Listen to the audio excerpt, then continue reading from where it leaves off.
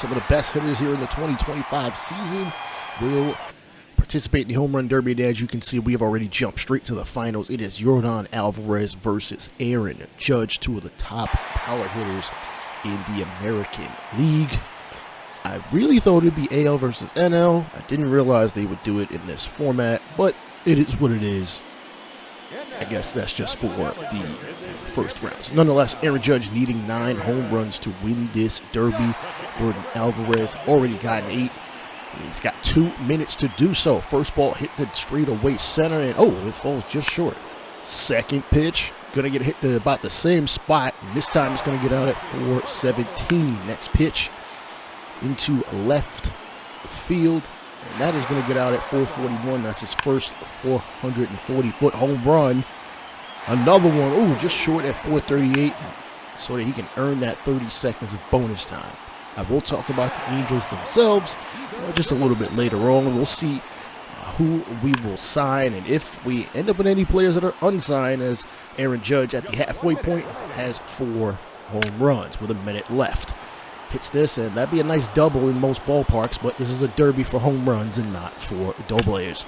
Hits one the opposite way into right field, and it's going to get out just barely over the brick at 396 here in Truist Park. I'm a little surprised that SDS didn't change the background of the Home Run Derby to make it not say Texas, but unfortunately they don't think that far ahead.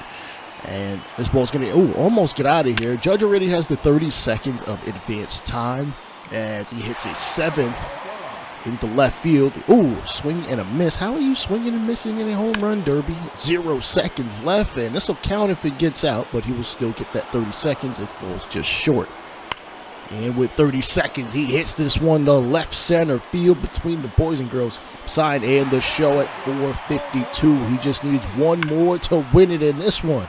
Gonna get hit to left field. It is going to be gone. 386 as Aaron Judge gets his first home run derby championship, not to be confused with leading baseball in home runs, which I guess the awards tab does show that a home run champion is considered most home runs in the league or in baseball and not a home run derby. They should really do something about that. Nonetheless, 29 home runs is what it takes for Judge to be the winner. The Yankees have a damn good power team, and you already knew that. Nolan Schanuel, though, is our lone all-star. He's the only guy to make the all-star team, 303.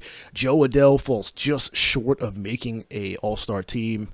It is what it is. And in the AL, will beat the NL in the 2025 Home Run Derby. I will admit I was in quick manage and thought that being in the middle of the two teams, that the CPU would take care of things. Nonetheless, 36 hits and 23 runs. I wish I had watched it, but I didn't bother.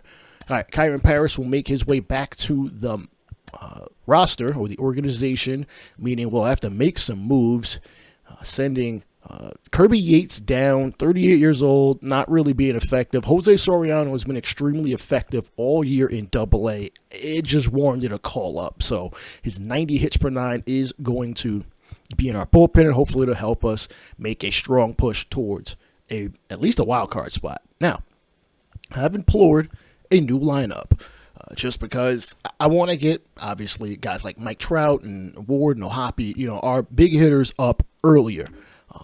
There's a Google Doc that I've been using. I will let y'all know what that looks like. Matter of fact, I'll just leave a link down in the description so y'all can check it out. You just put in some of the attributes and things like that, and it'll generate a lineup, both righties and lefties. You can go with it. You can choose not to. It's up to you. We're going to take our chances. All right, first day to sign our draft picks. We'll look at Cy Leggett, an extremely good, if not great, strikeout reliever. We will also look at Elliot Bernard, a right fielder, and Jesus Polanco. I think I drafted like 3 right fielders. Not that I'm too concerned by that, as Polanco seems to have pretty good interest. We'll offer him $1.15 million, and he will not take it, despite his almost nice interest. Bernard asking for $543. And slot value says $725, and he will accept. He will, at the very worst, be a high C, if not high B, potential individual. The reliever Cy Legend seems like he's just going to be straight solid, and I'm okay with that. He will easily sign with us. I didn't see exactly what the number was. Nonetheless, he wanted not that much money, under $500,000. Damian Hopkins, the #1 draft pick for us. Draft rank was like 2nd round, and we had him ranked in like the 3rd, and we're going to attempt to sign him. Very, very interested, but he's like, not quite, sir, not quite. $1.9 million. I guess he wants more because he was drafted higher. Sean Cordero, a catcher that kind of just drafted out of nowhere. He's got power, man. If he's got some secondaries, maybe we'll play him somewhere else. And unfortunately, he's not going to take our offer at 57% interest. And only asking for $353 million. Now, I'm going to take those guys off and leave Solomon Copeland, because if you kind of focus on one guy, they get more interest. So the other guys I'm not concerned about. They're already over 50% that can be signed. And Framber Valdez is looking to get his Astros out of this one. Madrigal, unfortunately, grounded 3rd to 1st, and through the 7th inning, we are going to be tied at 2 apiece. Unfortunately, we end up losing this one with I'm going to assume, a home run at some point in the 9th inning as our first game back from the All-Star break. All right, and in another very close matchup against the Astros.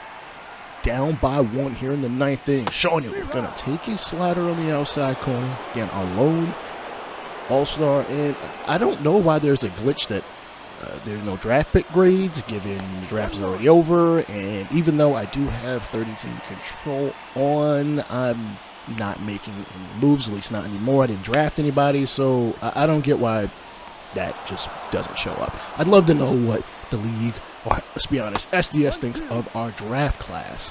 Nonetheless, Joaquin Zepeda of the Oakland Athletics is like an 83 overall. I don't know why Oakland is not calling him up. Ooh, swinging a miss as Moniak will strike out, and it's back-to-back outs by the closer Josh Hader. By the way, the rumor of Josh Hader not wanting to pitch more than a single inning is kind of true, but only because, well, Milwaukee was on some BS. Nonetheless, Gordon Wilson looks to get on. First pitch on the outside corner, 2-seamer. Wilson does hit lefties slightly better than righties.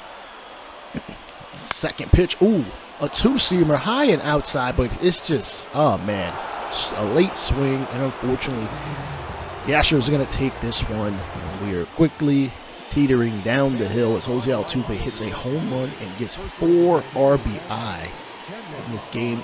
9 of their runs came in the first 3 innings. So we jump back to signing some future Angels as Polanco interest is going up just from waiting, $1.44 million. And he's going to decline it again, $300,000 more than what he seemed to be asking for in bonus demand. Damian Hopkins, dude, I'm giving you $1 million more, and he still won't take the money. How much more do we have to pay these dudes? I mean, I'm okay with it because, shoot, he looks like a great talent. As we jump into yet another close ball game, 4-4, top of the 7th. Holy cow. Bregman on second, Altuve on first. Altuve actually having a damn good season this year. Definitely in the running for an MVP, even at his age. And, ooh, McCormick gonna hit this one down the line, just foul. 0-2 pitch, slurve. Ooh, almost clunks the manager in the dome. And third pitch, circle change, hit the Wilson. And, dude, don't overexert yourself, okay? Don't overexert yourself. I don't want you getting hurt out there trying to hustle a second and tag somebody out and you break a wrist or a nose or something. As Andrew wants, you can see extremely high hits per 9. Missing his zone, though. Dude, you can throw it in a hittable spot and be perfectly fine, even though Jeremy Pena is a former World Series MVP. High fastball, gonna miss upstairs. Harrison Bader on deck. Harrison Bader side, traded last year to Astros. Ground ball up the middle was a hit and run, as a matter of fact, into center. Adele going to come up throwing. One run is going to score. It is now 5-4 Stros as Adele throw well off the line. A throw he can make, just didn't make it at this point in time. Cutter hit down the first base line. I don't know what Sean Ewell was reaching for. He would have never gotten to it.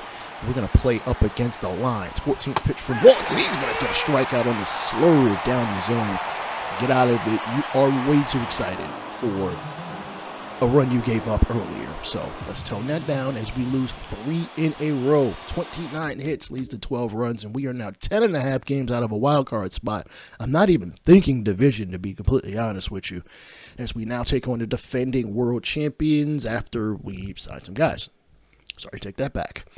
The Texas Rangers beat us, and that's 4 losses in a row. Jeez Louise. 17 hits, 9 runs. Adolis Garcia going 5 for 5, as our pitching just is not doing us any favors at this point in time. Polanco, we're going to attempt to sign him again, and I think I might have signed him for less than I offered him in the second offering stage, but whatever, he takes the deal. Hopkins, we're going to offer him $3 million. Slot value says $3,088,000. What? Dude, come on. How much more money do I have to give you? Cordero, somebody, please sign. I don't want to lose out on hell. I mean, Cordero is a power catcher, not too many guys, and he will sign for a little over $500,000. Soto, who got called up after Paris came back. I believe there was another injury. I'm not even 100% sure, to be honest with you. Nonetheless, he is at the major league level. He did hit well down in AAA. Called him up. And, fastball going to get hit into foul territory, and unfortunately, that is going to be a waste of a batter. Down by 1. Listen, we got to start a winning streak in order to even remotely think wild card. Trout, one of our better hitters, even though he missed 2 months of the season, hits this down the right field line. It's going to carry him up into the corner of right field. Shawnee will score from second, and Trout will replace him. It is 4-4 with 1 away. 13th double of the season. Yeah, Soto, you better point to him because he's really most of our offense usually. Curveball, going to get hit foul. Ooh. Comes off the top of the dugout fencing there. 1 for 3, home run, 2 RBIs. We could use another, but he's not exactly connecting on Phil Matan. 220 with runners in scoring position. I'm not going to lie. I have a hard time hitting Phil Matan. All his stuff is slow as hell. And as you can see, I struck out a slur that I had no business swinging at. I swung way out in front of it thinking his fastball was going to be there. His fastball was only like 90 miles an hour. And sweeping curve. Again, when he hangs it up there, you have to take advantage of it. I just don't seem to be able to do so. Ward, though, 2 for 3 in today's game. Lets that sweeping curve sweep on out of here. Oh, high. Another sweeping curve. And that one was right down the middle, dude. You have to send that to the fountain. Or whatever that rock encapsulation is. Hits this one deep to left field. It is going to get up and get on out of here as he's able to straighten things out. Hit that sweet spot. We now lead 6-4, but can we hang on to it?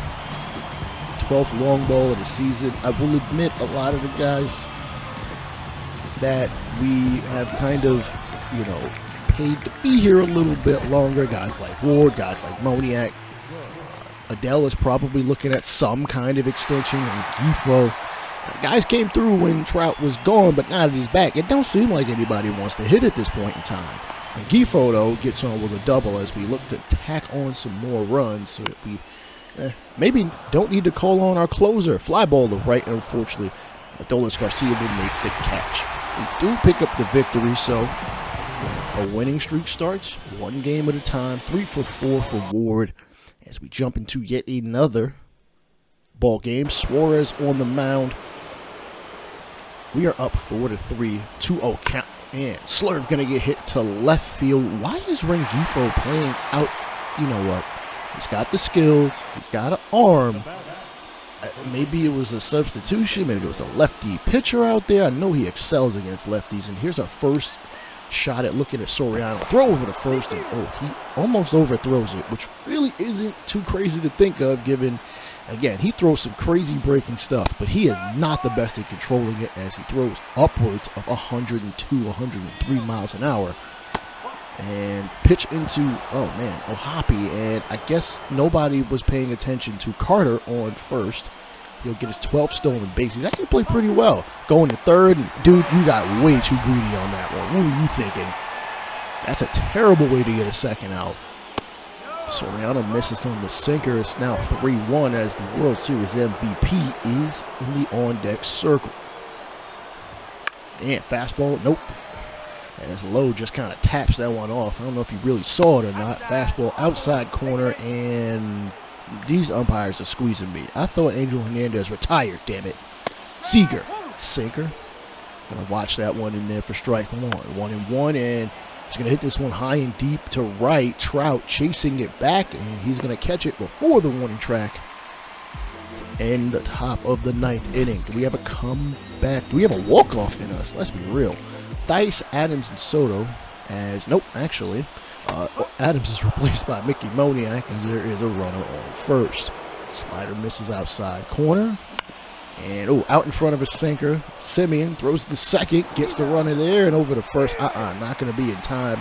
I kind of wish the second baseman would kind of stop and throw as opposed to throw that on the run. I've seen way too many balls get thrown over the shortstop's head and roll in the left field.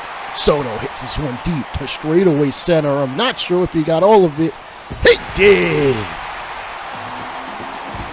A walk-off, 2-run homer from Livan Soto, his first home run of the season. And granted, he spent most of the time down in the minors, and you know what? Savor it in, soak it in. As we got more Angels action in the next one.